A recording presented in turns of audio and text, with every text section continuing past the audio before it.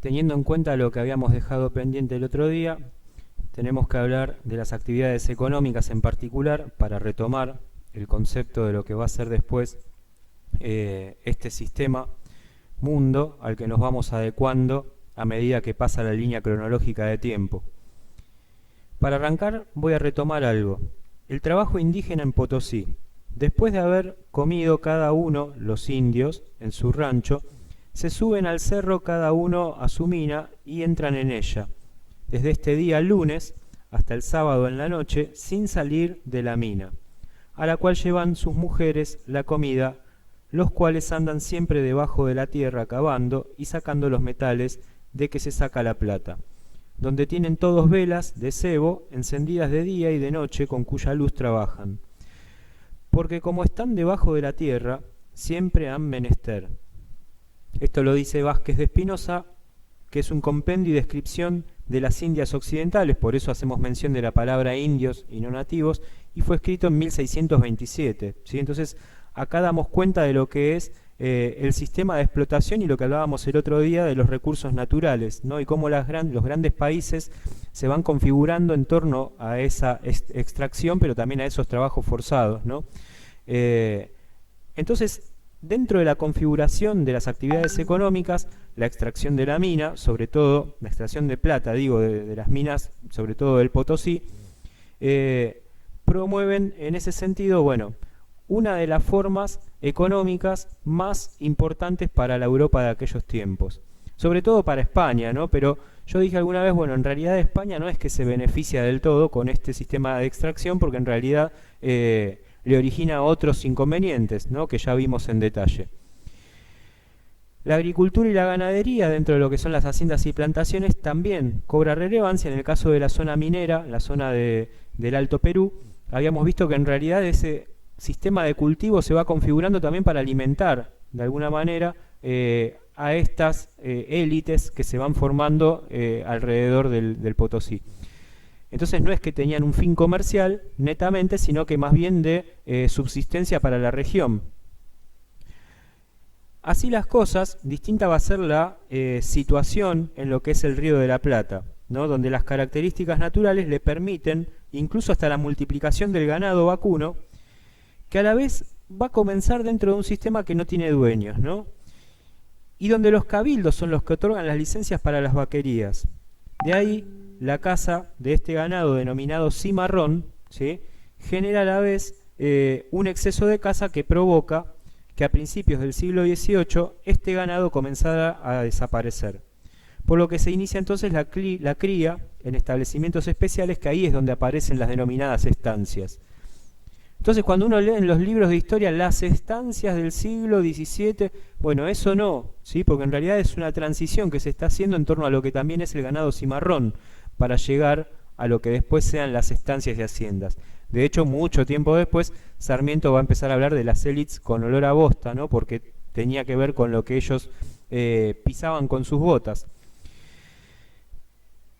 Dentro de lo que van a ser las actividades industriales en las colonias hispanoamericanas, surgen algunas artesanías y manufacturas para proporcionar a algunos habitantes aquellos objetos que no llegaban a América, o que llegaban pero a la vez de forma insuficiente, ¿no? Entonces se retroalimenta un mercado interno.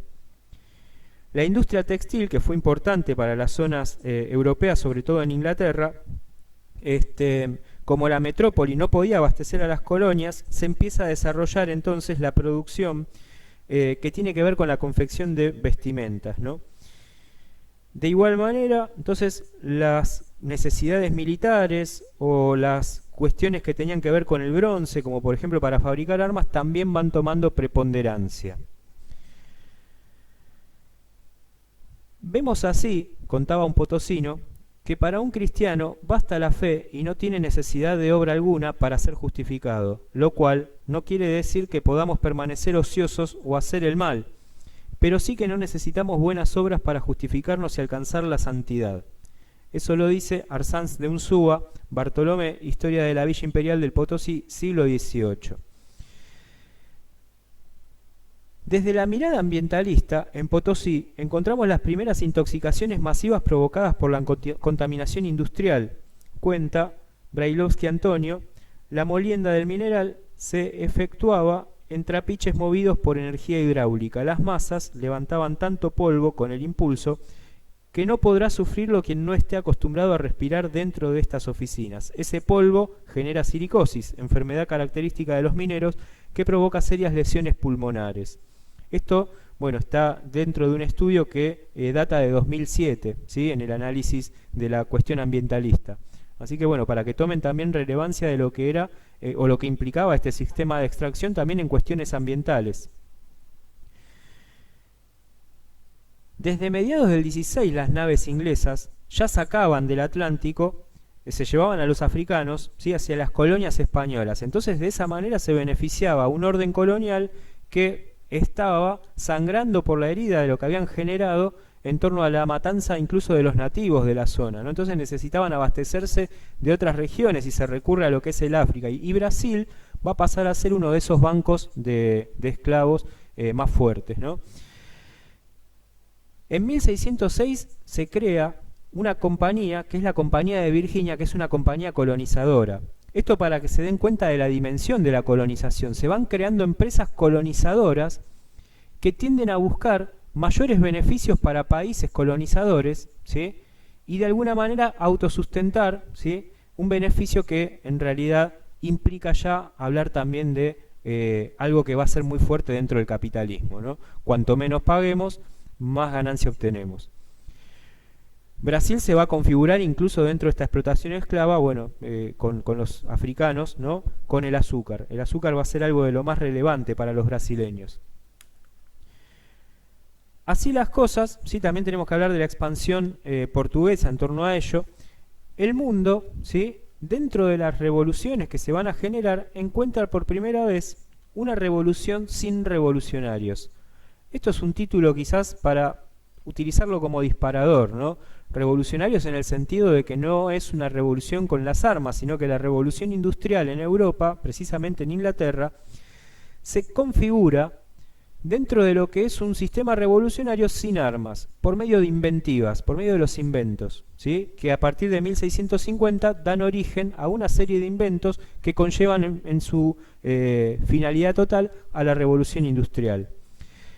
Dice Charles Dickens, caminaron algún tiempo a través del barrio más populoso de la ciudad para llegar a internarse en una callejuela más sucia y miserable que las circundantes. Las dos hileras de casas a ambos lados de la calle eran altas y grandes, pero viejísimas y subdivididas en numerosas viviendas, donde se hacinaba la gente más pobre. Por el arroyo sucio y hediondo paseaban las ratas que, aunque alimentadas de basura, lo único allí abundante, estaban flacas como esqueletos. Esto lo relata Charles Dickens en Oliver Twist, una obra muy interesante para leer, que es de 1838.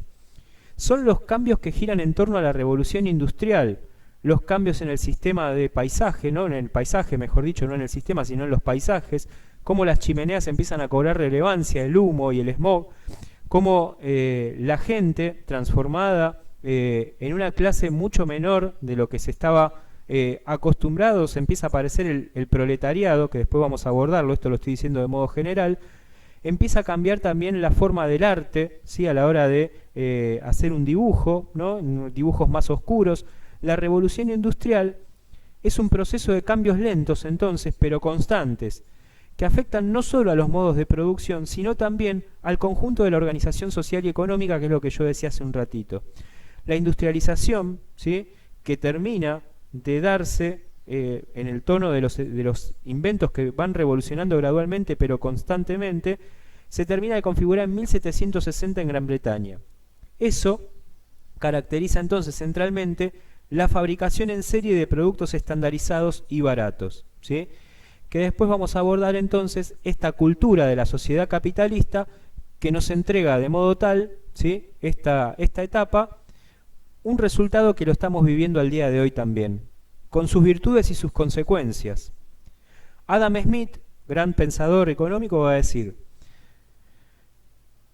en realidad, se admite generalmente que sus reflexiones contribuyeron a fundar la corriente del pensamiento llamada liberalismo económico, una corriente que acompañó en el campo de las ideas y de la política económica el proceso de la revolución industrial, alentando la necesidad de garantizar ciertas libertades al comercio y a la producción, algo que la reglamentación anterior limitaba precisamente en Inglaterra, ¿sí? Bueno, espero que haber